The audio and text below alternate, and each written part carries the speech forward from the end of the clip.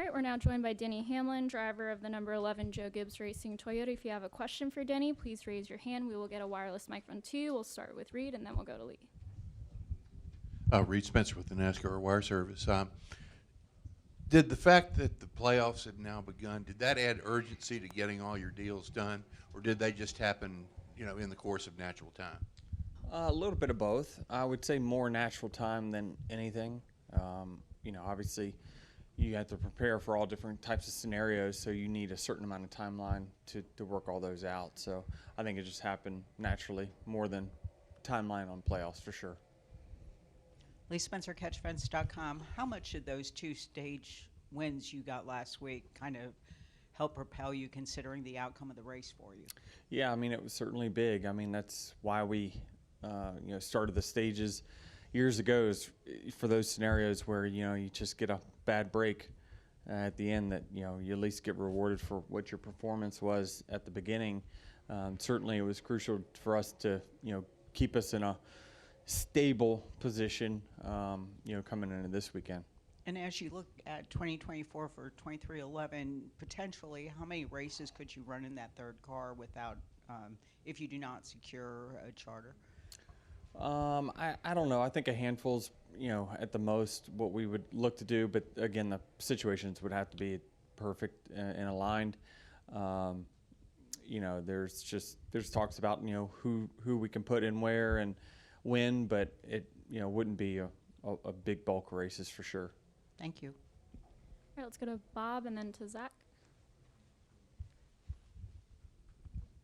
Bob Pockris, Fox Sports. Manufacturer deals with teams typically are a little longer than driver deals. I'm curious if you can say, is your driver deal length the same as the 2311 Toyota deal, or if one is longer than the other? Can you tell us which one? I'm not at liberty to say. And can you kind of describe how far did things ever get going with Ford in talks with 2311? Don't have any comments on the speculation either. Zach Sterniolo, NASCAR.com. Denny, obviously the last three races here at Kansas has been really good for you, your teams, Toyota. What is it about Kansas that has played into the manufacturer's strength, your team's strength, and does this track now have any added significance for you because of the success that 2311 especially has had here? Yeah, I understand the reason for thinking it's a Toyota track, but we've seen a lot of contenders throughout the race, and sometimes it just hasn't worked out for some reason or another. But certainly the results would show that the Toyotas have been strong here. But it's so hard to think or bank on what has happened in the past will relate to right now. I do think that once for the 11 team, all I can speak for is me personally. There's a feel in the car that I try to find. Doesn't matter what tire changes or car changes or anything like that. I search for that feel, and if I can get it, then typically we run up front. So it's just that's the correlation for us, and I think that just if a team struggles here, they typically look at the notes of the guy that ran well, and they copy it somewhat, and then all the teams run well. So that's kind of the correlation. Certainly, it seems like we've built upon some setup iterations that both 2311 and JGR has shared that's been successful for both. Does this track have any more significance to you? Yeah, it certainly has. It's been a special track because when 2311 has won, I've been in the top three of both races when that's happened. So it is special in that sense. I got my very first Cup start here in 05, so. It's a special track, certainly one that you feel very, very confident to going when you come. All right, we'll go back to Steve and then to Cole. Denny, Steve Post, Motor Racing Network. You have a practice session coming up, 20 minutes of practice, then qualifying. What do you look for in that practice session? You talked about that feel, but is there specific parts of the racetrack? Are there things that you want to have in that practice session to qualify and for the race? Yeah, I don't know why typically I haven't been totally up to speed in practice. Now, in the spring was an outlier where we were dominant from lap one of practice all the way through. But typically all the other Kansas races, we've been very middle of the road. and I've almost, kind of panicked overnight, like, man, we're not as good as what we should be. And then in the race, they drop the green and we just go to the front. Hopefully we can be pretty solid in practice. The track changes so much from practice to race that I just look for characteristics that I know will be good for passing. Of course, everyone's going to try to run up top because that's going to be the fastest lane. But, for me personally, I want to see, can I run somewhere else and run speed very close? Because that's how you make passes. You can't just run in the wake of the car in front of you. So I try to make sure my car can maneuver, and sometimes that equals slower lap times in practice. Okay, we'll go to Cole. Sorry. Cole Cusimano with the Arizona Republic. Speaking on Bubba, obviously we've seen the on-track stuff really improve in year 2 with 2311 racing. Just speaking on Bubba the person, it seems like his mental is a lot stronger this year.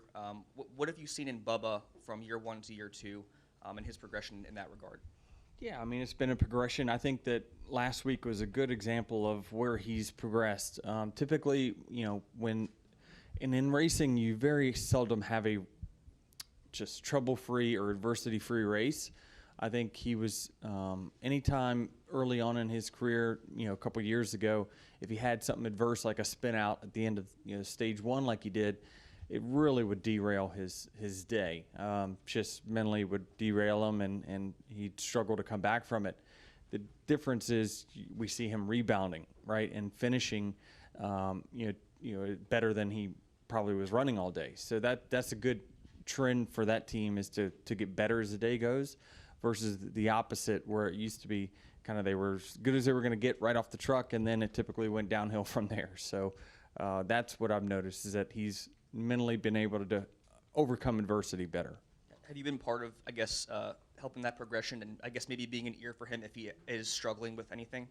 Yeah, I mean, we constantly try to point out different drivers that have come back from penalties or crashes early, and show the result that here's what it's capable of happening if you stay in the game. And that's where your character gets defined, is when you face adversity. It's how do you respond to it. Okay, we'll go to Dustin and then to the back.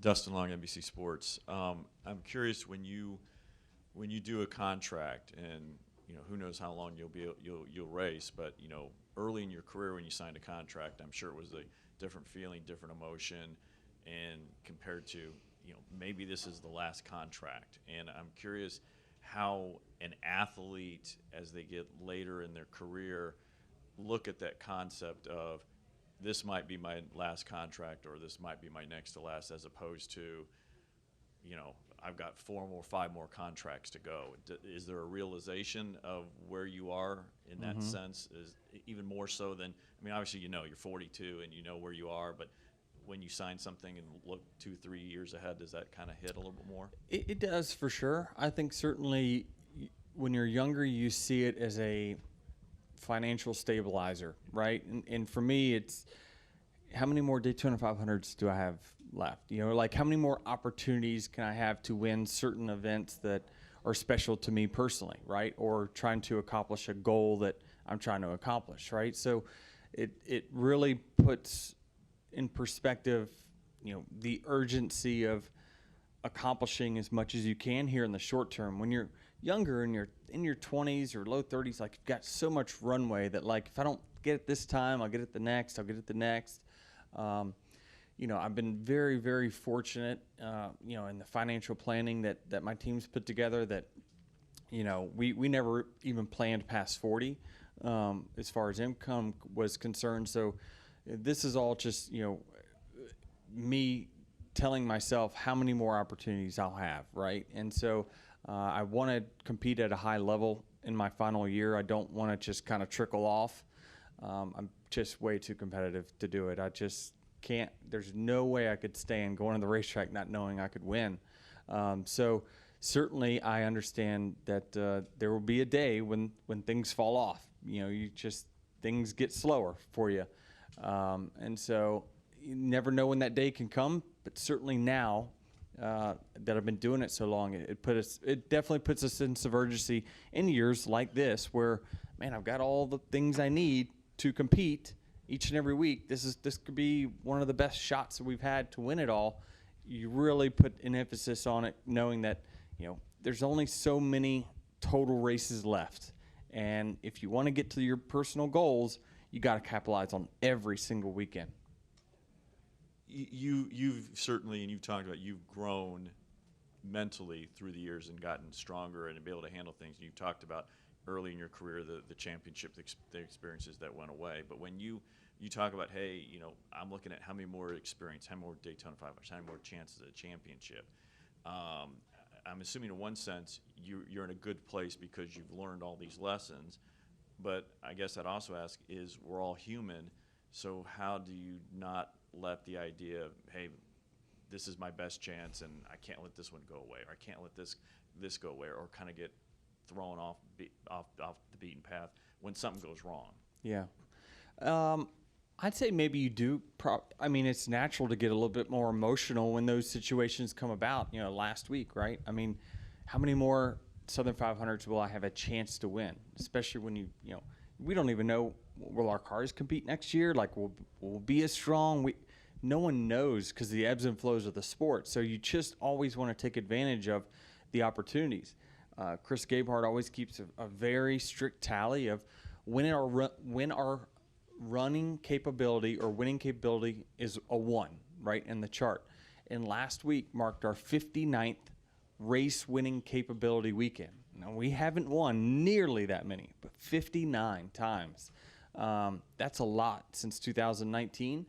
But, when we look at why we haven't, I feel comfortable that I'm doing all I can do. Sometimes these things just are out of my hands, and I can only do my job to the best of my ability and continue to try to bring the team up. So I really feel confident, no matter what the outcome, that I'm not letting any weekend slip away. I wish I honestly had the discipline way back when, in the early 30s and 20s, that I do now on the work ethic, because I think certainly it's paid huge dividends.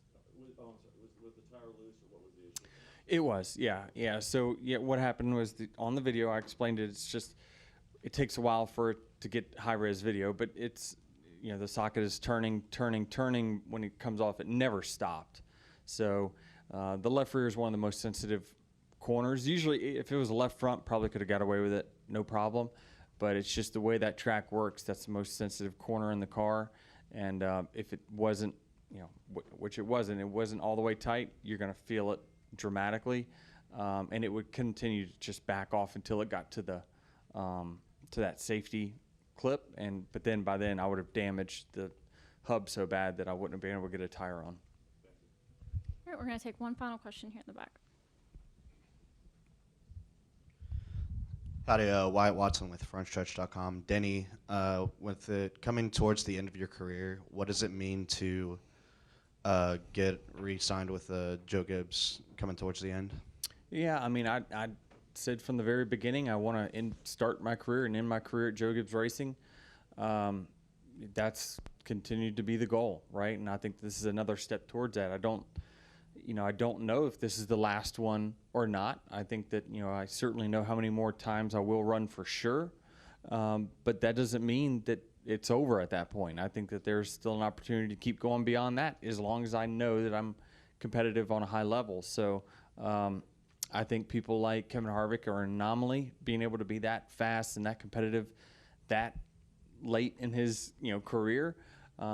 That's going to be really, really hard to do. So I don't think the runway is that long, but I certainly think that it's capable of being one more beyond this one. But that's all pending. You just never know. Like next year, I could show up and just start running into things that I had no idea I didn't even see. So who knows how this goes? But I think being with the Gibbs family is certainly always been at the forefront of my goal. I've always wanted to start my career in one car. That's still the goal, and really knowing that they give me the best opportunity to win a championship right now, is something that you don't want to take for granted, because there's only so many championship caliber race teams out there, and they're certainly one of them. Denny, thank you for your time. Good Thanks. luck today in qualifying and tomorrow in the race.